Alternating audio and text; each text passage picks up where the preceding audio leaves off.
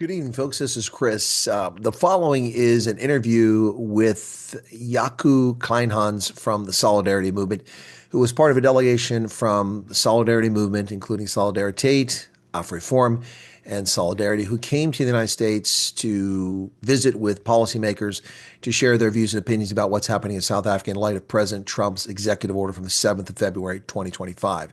This is the second in a series of interviews that I had with the delegation when they were here, met with them in Maryland. And I hope you'll find this interesting and get a better appreciation or feel for where AfriForum and Solidarity actually find themselves. So Jaco Kleinhans will talk to us in this conversation about what their positions are and what they discovered during their trip here to the States. So I do apologize in advance. The sound quality is as best I could get. It was in a Starbucks and lots of noise. The ceilings were about 20 feet high and the sound kind of echoed, unfortunately. Lovely setting and decorum, but the decor was lovely. But unfortunately, the sounds, it's pretty good, but there's a little bit of humming in the background. So my apologies for that in advance. And join us now for a conversation with Jaco Kleinhans. Thank you.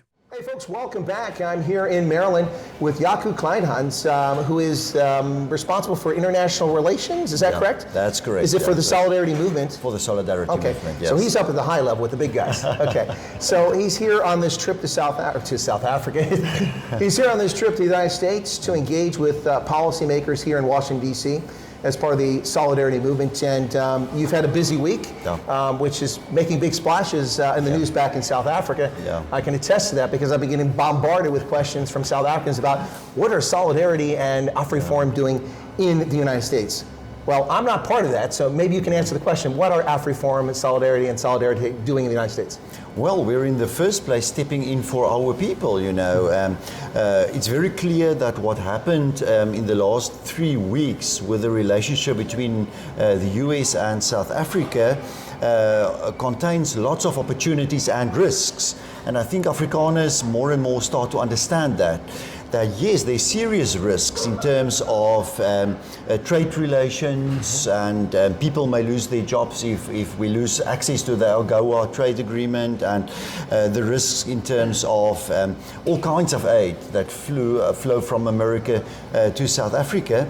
But there's also enormous opportunities. You know, the fact that the Trump administration acknowledged Afrikaners as a people in the... Well, that hasn't happened before, has it? It hasn't. Not my recollection. Not decades back. That's a first. It's a first. I look back for many decades, you know, I can't find anything like that. Even during the apartheid era, it wasn't even recognized. No, it wasn't recognized, you know. I mean, you saw it from Britain, maybe with Margaret Thatcher or so. There was a lot of that. But non-American presidents, you know, acknowledging Afrikaners as a people. And their existence. But also, I read something underlying in the executive order, and that is a sense from the Trump administration that the Afrikaner people need to exist in future, you know, need to have a future. So it's more than just acknowledging us, it's also reaching out to Afrikaners and saying, yeah, there's reason to believe that Afrikaners are an important people in South Africa and Africa. I think that's extremely positive, and there lies a huge opportunity for us in that. And the reality is, in the last 3 weeks, that the ANC government and President Ramaphosa just created a huge mess. You know, the whole response, every single day, the response just became worse. You know, I was thinking of what will be the right way to respond to this, first the Trump message on Truth Social, then Marco Rubio's announcement that he won't attend the G20 meeting in Johannesburg, and then the executive order. And they just made all the mistakes, you know. Well, I mean, I suppose, you know, having your State of the Nation address and telling the world that we won't be bullied, that might have been a message to Donald Trump. Yeah, exactly. You know, I mean, that's there's this false perception that South Africa can play on the same level as America, and I think there's a false perception from Ramaphosa and other people in government that they portray to South Africans, especially to their constituency, that South Africa is still an important global role player. I think when you look back to the 1990s, there were that thought. If you look at Bill Clinton, and he visited South Africa in 1998, and he said that South Africa must be the leader in Africa, and South Africa will be the gateway for America to Africa. That time is past. It's finished. There's big other African role players, but also on the global stage. The fact that South Africa is the chair of the G20 doesn't mean that we're a superpower. We're no superpower. Well, the fact that you're in BRICS doesn't mean you're a full player in BRICS. Not at all, you know. And I think what the ANC either don't understand or don't want to acknowledge is how other countries play them. They're used, you know. They were used in the ICC case against Israel. They used the ICJ. The ICJ case. They're used by Iran. They're used by the Chinese. There's so many examples of how China very strategically just uses the South African government in their fight with the Americans. So, yeah, they're in a sense useful idiots, you know, the South African government, and that is why it was necessary for us to come to America now. To use our contacts of 20 years of liaison of engaging with exactly. policymakers. We know people for the last 5 or 10 years who are now working in the White House, and people who work on foreign relations committees in Congress, and we need to use our contacts to step in for our people with the Trump administration and the American government. So let me cover a few points here real quick, Jaco. So, and then I want to get your thought from your engagement the past few days with policymakers in DC. So look, South African politicians can rubbish the relationship with the United States, but here's the reality. The United States gives an average of $500 million a year in foreign aid to South Africa. Much of that goes for HIV through the PEPFAR program, which was supposed to be a 5-year program, an emergency program. And it's still called that, emergency plan. 22 years later, we're still giving money to countries. South Africa's had 22 years to prepare to take full responsibility. So that's $500 million. The U.S. trade, the two-way trade between South Africa and the U.S. is about $20 billion on average. It goes up and down depending on prices of minerals. That's 3.4% of South Africa's GDP. An economy already in contraction or barely growing. And politicians in South Africa seem to think they can just rubbish that and you know, keep irritating the Trump administration. And if we embargo trade with South Africa, that's going to drop 3.4% of your economy. The United States won't even notice this. The minerals that Gwede Mantashe seems to think he's holding over America's head, we can get cobalt. I mean, it's $32 million a year in cobalt. That won't fill my backyard in a residential lot. And the real issue is platinum, but we can get it elsewhere. So all of that, we are responsible potentially for as many as 650,000 jobs in South Africa, and at least 230,000 that's tied to the Africa Growth and Opportunity Act.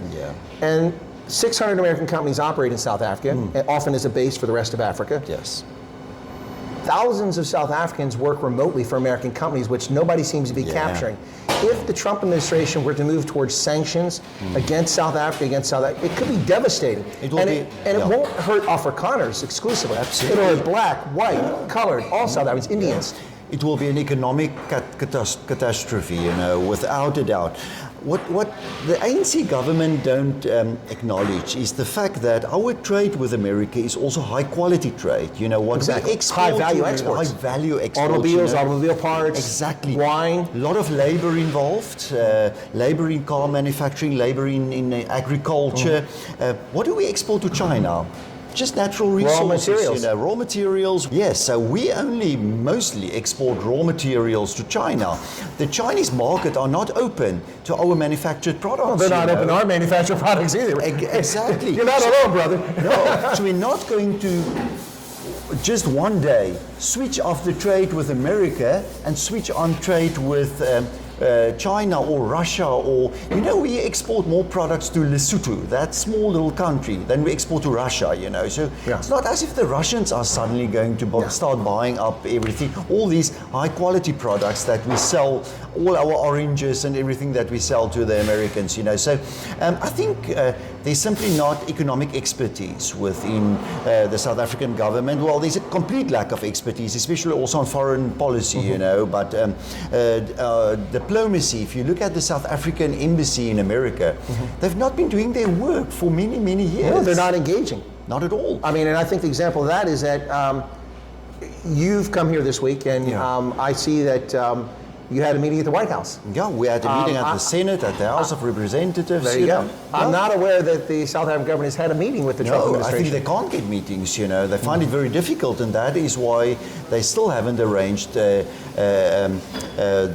delegation to come to America. They can't get those meetings. They've been extremely arrogant over the last few years. First Naledi Pandor, then now the current minister, Ronald Lamola. Vaccine apartheid. All Yes, of that, yes. the whole time, you know, that's it. And now suddenly, you know, you want to make a phone call and say, oh, we're on our way, we want to talk with you, know. So many years of diplomatic neglect And missteps. South Africa is now paying a price for that. I would agree with that. That's my assessment as well. So out of this visit here, do you feel that you've accomplished what you hope to accomplish? Based on what I've seen, your Washington memorandum Yeah. was given to the White House, and it's detailed, and in there you're asking for the Trump administration to not remove South Africa from AGOA, which is in the interest of all South Africans. Yeah. So I mean that's good for South Africa. But you've also asked for a few other things in there, some recognition and some support to put pressure on leaders in the African National Congress. So do you feel that you've gotten traction with the members of Congress and with the White House? Absolutely. I think what is important is that this visit of ours is not an event. It's part of a broader, longer process. A relationship. And a relationship, you know. And when it comes to the White House, you know, we didn't only have a meeting at the White House. We established a working relationship with the current White House. So over the next few weeks and months, we're going to work with the White House on the implementation of the executive order, you know, and to influence what steps the White House will now take, but also to influence law, you know. The decisions, there will be very important decisions be made in the Congress in terms of the relationship between South Africa and America, and we have an open door to influence that. I'm not saying it's going to be easy or that we're going to get everything that we wish for South Africa to stay in AGOA or for maybe humanitarian aid to be continued, but we have at least access. We have a working relationship with the executive and the legislative bodies in Washington, and I think that is more than what the government can say. So Yaku, let me address one thing here very quickly, because a lot of people in South Africa are making statements that it's inappropriate for the Solidarity Movement to be here lobbying. Yeah. But for those who know Washington, D.C., if you've ever been to K Street, which is downtown, the entire K Street is full of lobbyists, and not just American lobbyists, but people from Israel, people from Germany, people from the UK, people from South Africa, who lobby our government and our officials for policy. And that's perfectly normal and not unusual. So I find it strange that people are criticizing your movement for coming here and trying to lobby. Exactly. It's the norm. It's the norm. People in London, in here, in Berlin. Companies, different organizations, other governments. Chambers of commerce. Exactly. They're all busy lobbying the American government, and that's what we're doing at the moment, you know. And we don't pay $10,000 or $20,000 a day, you know, for some K Street lobby firm to do it on our behalf. We're doing it ourselves. They make more than that. yeah, absolutely. We're doing it ourselves because we've established good relationships built on trust over many years with people in the American government. You know, we have relationships with state governments in Texas, in Austin in Texas, in Lansing in Michigan, in Columbia in South Carolina. You know, we have deep-founded relationships within different levels of the American government. And now we can use that to the benefit of the Afrikaner people, and we're not going to step back because someone in the South African government is telling us that's not the right way to do it. Oh, that's not the diplomatic channels. Or we didn't work through the South African embassy in Washington. But you're not diplomat, so why would you? I'm not a diplomat, you know. I represent my organization with 680,000 members who represent most Afrikaner families, and I'm talking on behalf of those people who are members of our organization, you know. And I represent what is important to them with the American government, and that's why we're here. And we're not going to leave Washington in a few days' time and say, okay, this project is finished, we can close the book. No, the really hard work will begin next week. So let me wrap it up with this final question here and share a little something before I get to it. So what I've told people for years, because when I started broadcasting after I retired from the Army a few years back, was a lot of South Africans were curious about this American knows about South Africa, and what do Americans think about South Africa? And I told people, I said, you have to understand, and this is 2020 coming forward, you have to understand that the Western world sees South Africa through a lens of April 27th, 1994. Yeah.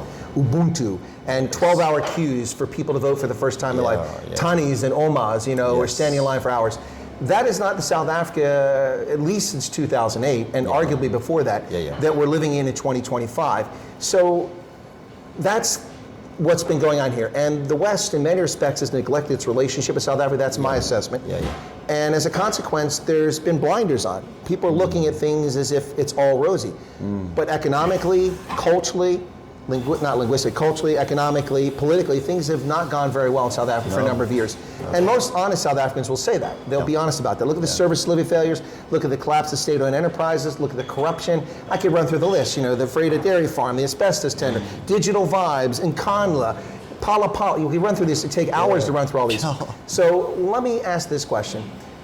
Do you get a sense, based on your visit this week, that maybe the blinders are being pulled back, the shades are being opened for at least policymakers in Washington to see what's actually happening in South Africa? Absolutely so. The blinders are coming off, and not only with Donald Trump and Elon Musk in the White House, because that's also the perception in South Africa. Oh, it's only Donald Trump and Elon Musk. No, it's not just Donald and Elon, it's also X. That also. It's with Republicans, but it's also with many Democrats. I think you can only count so long on that goodwill, that 1990s goodwill, the nice words of Bill Clinton and Nelson Mandela on state visits. It's exhausted. It's finished. You can only stretch it so far. And I think a red line that the current government crossed, is when it became a national security issue for the Americans, to say that if you're training Chinese pilots and you're working on nuclear with Iran and you do all these things, this is becoming a national security issue for the Americans, and then there's no goodwill left, And I think this is what Cyril Ramaphosa either don't want to understand or again want to acknowledge, is that they've crossed a red line on that. But he's not alone. There's no one in the South African media who simply reads the executive order, which I've been repeating endlessly. The last line of the purpose is because of the reinvigorated relationship with Iran in commercial, military, and nuclear arrangements. Does anybody in the right mind think that the United States government is going to tolerate Iran with nuclear power and nuclear weapons? Not at all, and I think that is one of the sad realities is that the mainstream media in South Africa, but like in many other countries, have completely lost their relevance. Here as well. You can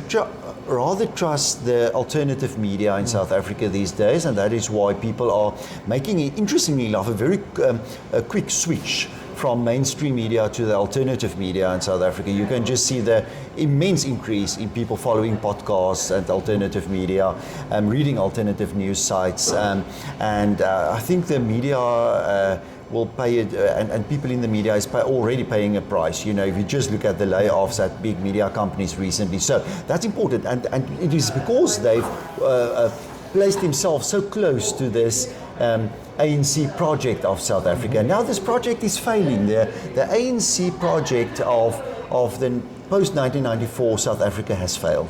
So the problem for the media is they have too much sweat equity into that project. Absolutely. And they can't see the forest for the trees. No, they can't. Jaco Kleinhans, kia leboa. Bye bye, donkey. It's a pleasure. Thank you for your time. Best of luck in the rest of your trip. Thank you very much. Thanks a lot, folks.